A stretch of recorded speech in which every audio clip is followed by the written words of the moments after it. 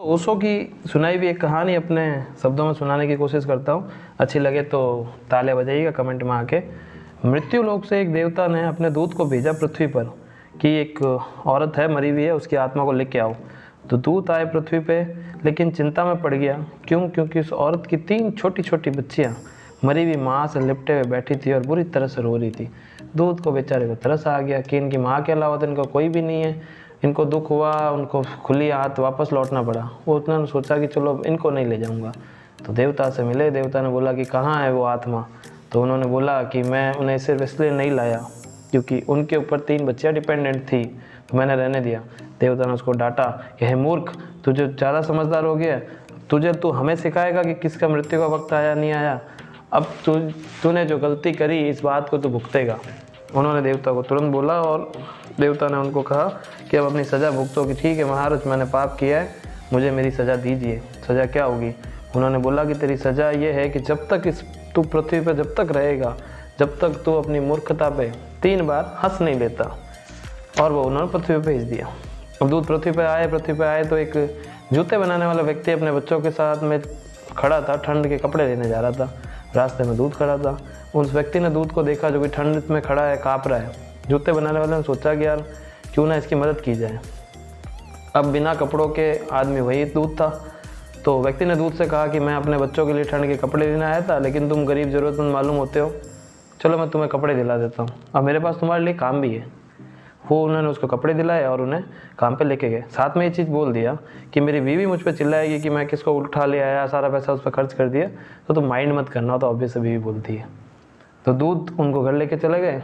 व्यक्ति ने दूत के घर गए और बीवी उन्हें डांटने लगी एज इट इज़, जैसे उन्होंने कहा था। ये देखो दूत पहली बार हंसा कि यार इसकी वाइफ को पहला पता ही नहीं कि इसके घर में कौन आया। जहाँ दूत रुक जाता है ना, वहाँ पैसों की बारिश होती है। और उसकी बीवी का तो झगड़ा ही है कि सारे पैसे इस पर उड़ा के आ गए। वाह भाई। फिर दूत तो व्यक्ति के साथ में जूते बनाने में लग गया।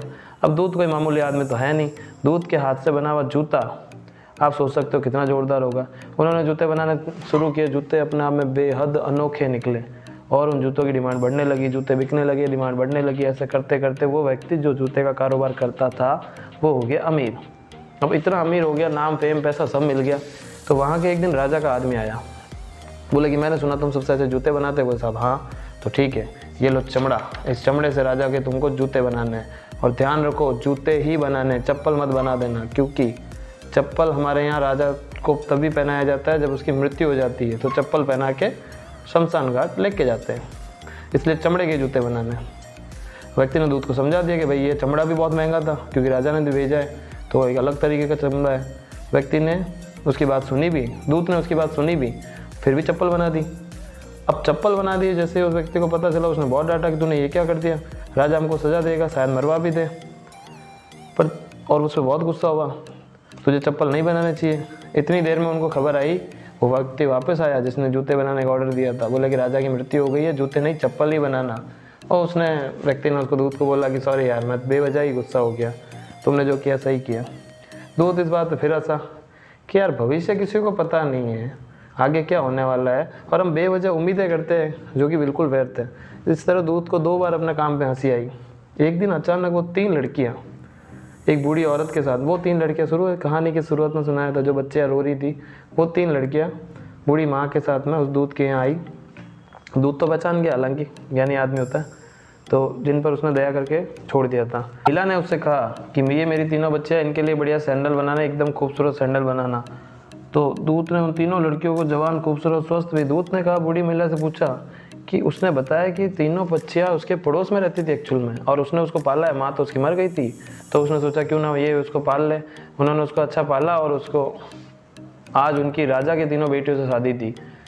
और अगर वो उस महिला उसको नहीं पालती तो उस महिला ने कहा कि नहीं तो अपनी पूरी ज़िंदगी गरीबी, दुख में, दर्द में जीती।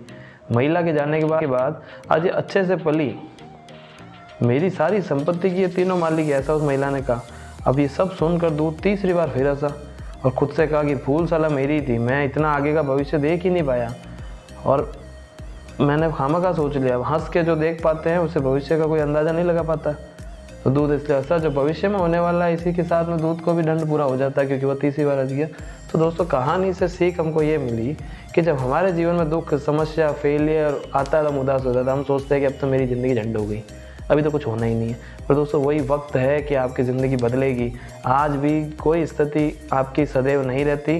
हमारी लाइफ में कितना भी बुरा क्यों ना हो रहा हो, आप ये सोचो कि जो हो रहा है अच्छे के लिए हो रहा है, मेरा भला होके रहेगा। हो सकता है वो आज आपको बुरा लग रहा है, पर कल आपके लिए अच्छा होगा। और इसी सोच के साथ आपने ज़िंदगी में आगे बढ़ो। कि कभी सुना है कि रातों ने सुबह को होने ही ना दिया?